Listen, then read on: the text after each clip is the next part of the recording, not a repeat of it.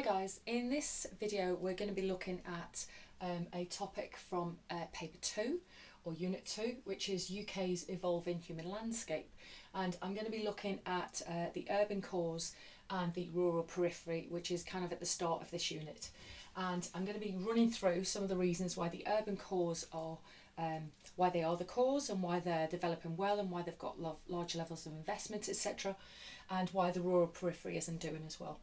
All of these are quite straightforward facts and points, but it's just worth maybe going over them, and it's a good way of starting this unit, which goes on to look in a little bit more detail at the urban cores and the rural periphery. So what we're going to be looking at today is quite broad generalisations about the urban cores and quite broad generalisations about the rural periphery, and then in some of the subsequent videos we'll be looking in a little bit more detail how these areas can be broken down even further.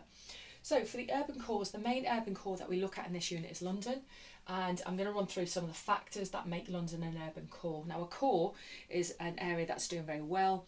It's an area where we've got high levels of investment, etc., where there's lots of opportunities for people and lots of opportunities for business. So London, very high population density in London, lots and lots of migration, internal migration and international migration, high levels of employment, and within London itself there are lots of different variations of employment. So there are elite migrant jobs within kind of places like Canary Wharf, looking at finance, maybe looking at jobs in the tertiary sector and the new economy or the knowledge economy. But there are also jobs, the DDD jobs and the lower skill jobs within the city and the service sector, etc. Very good infrastructure within these urban cores. Obviously, you've got air traffic, lots of airports, motorways, motorway junctions, etc. Very easy access, lots of good A roads, lots of trains, lots of buses, lots and lots of good transport to get people and goods in and out. Very high levels of investment, therefore, because these other things are quite high.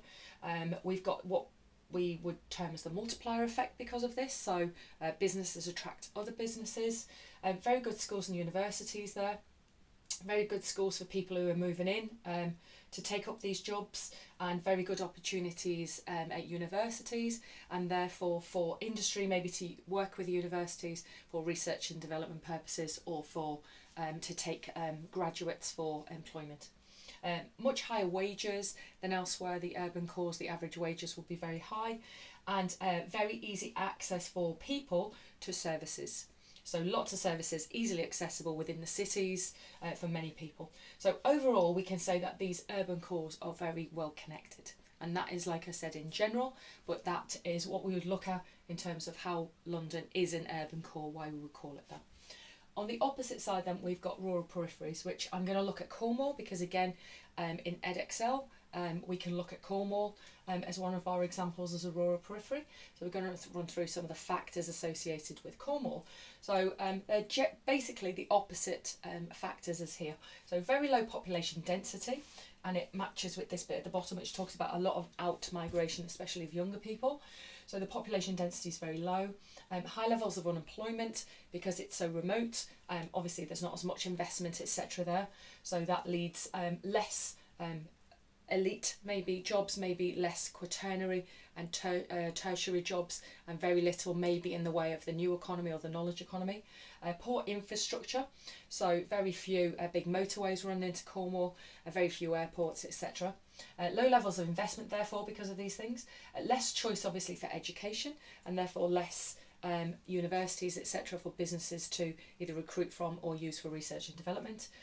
High house prices. It might seem a little bit strange to say that, but obviously these rural areas are very popular from a tourism point of view. So house prices tend to be high as people from the urban cores move there and take up second homes, etc. So it's very, very difficult, especially for young people, to get on the housing ladder, which leads to one of our other points here, which is saying that there's a lot of out-migration of young people or skilled people because there just aren't the opportunities for them there. Lower incomes overall, out-migration is very high, and very poor access to services. So you may have to travel quite large distances before you get to a post office or a doctor or a dentist or something like that. So quite difficult, and poor infrastructure means it might take you quite some time to get there. So overall, these areas are remote, and as a consequence investment is very low, therefore job opportunities are very low. So this is obviously got associated with it the spiral of decline or the negative multiplier effect, whereas we've got the positive multiplier effect over here. So that's our basic information about urban cores and rural periphery for this part of the Evolving Human Landscape unit.